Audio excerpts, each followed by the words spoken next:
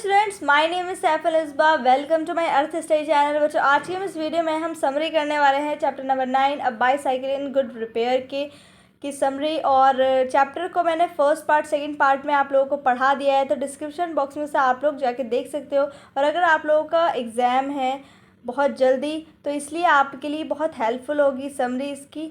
तो चलिए हम स्टार्ट करते हैं अपनी समरी को।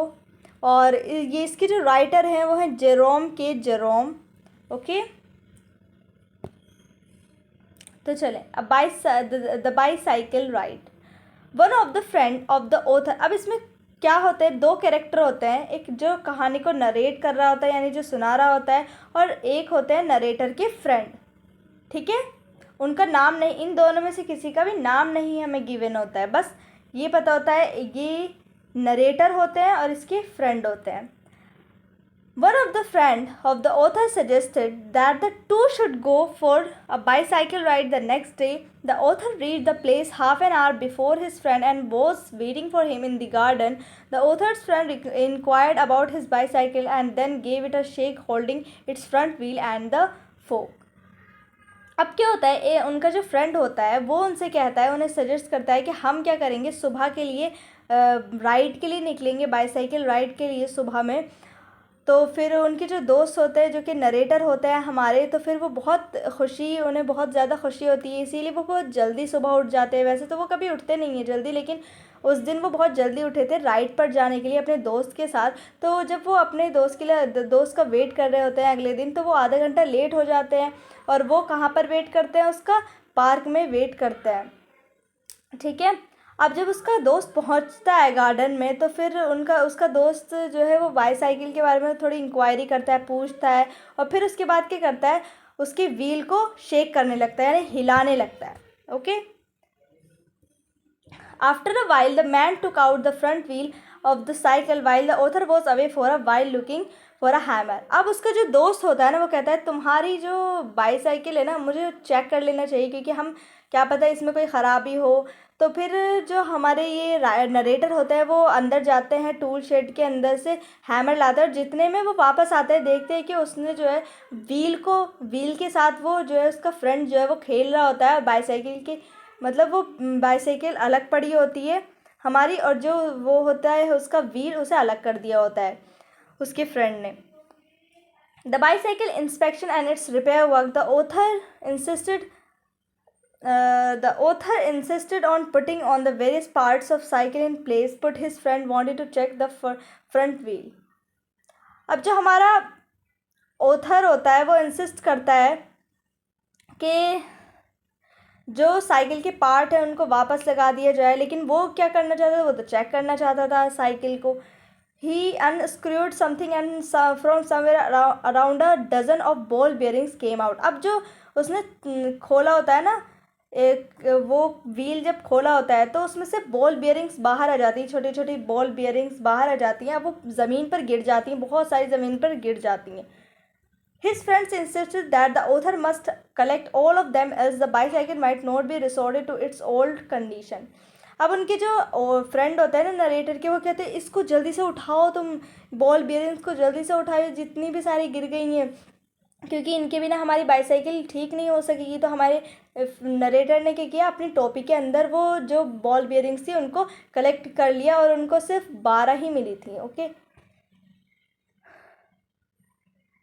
सॉरी, उनको 12 नहीं मिली थी। The author collected around 16 of them, उनको 16 तो मिल गई थी और उन्होंने अपनी हैट में रखी। The author's friend now started taking of the gear case. अब क्या था भैया, वो जो उनके फ्रेंड थे वो कहने लगे चैन को तो मैं चलो बाद में देख लूँगा, मैं गियर केस को देख लेता हूँ तुम्हारे। ठीक है, अच्छी खासी बाईसाइकिल थी, उसके साथ पता नहीं क्या क्या कर रहा था इस नरेटर के फ्रेंड जो थे, वो उन्होंने सारी बाईसाइकिल को खोल दिया था। मतलब the author warn him not to mess up with the gear case, but his friend said that nothing is as easy as taking off the gear case.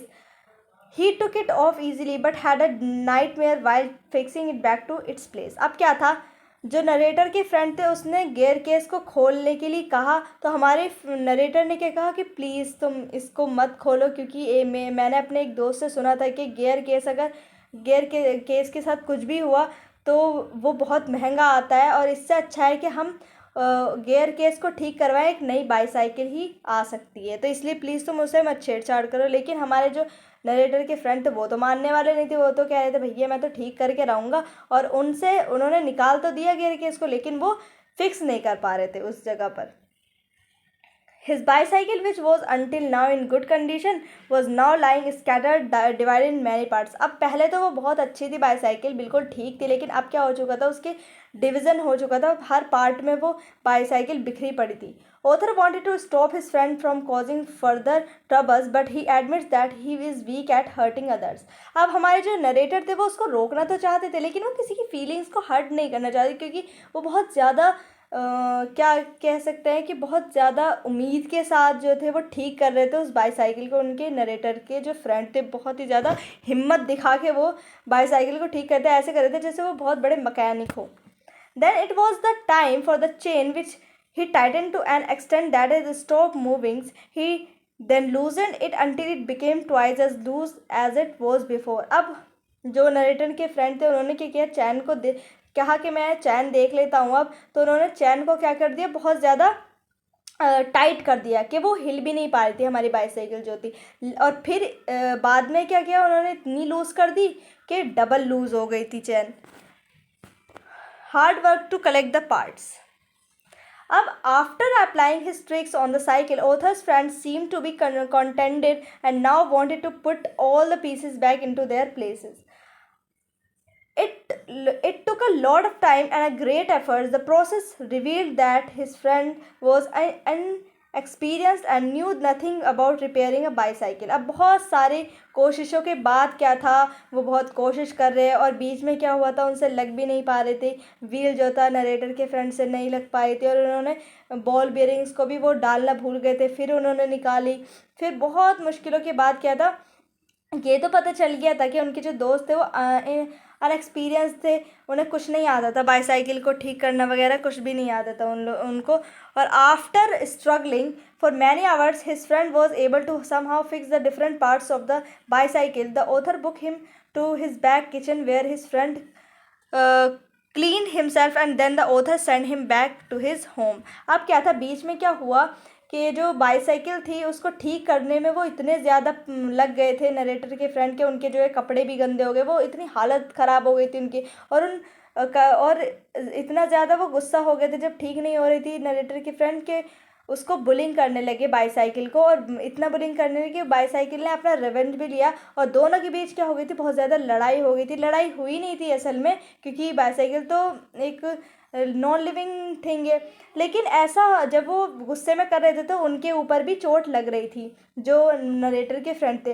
और उसके बाद बहुत कोशिशों के बाद उन्होंने फिट तो कर दिया था सारे पार्ट्स को, लेकिन वो कहीं ना कहीं बहुत वॉबल कर रही थी, अब वॉबल हो गई थी, मतलब ख़राब हो गई थी, अब थोड़ी पहले से तो ख़राब हो गई थी, ये तो दिख रहा था।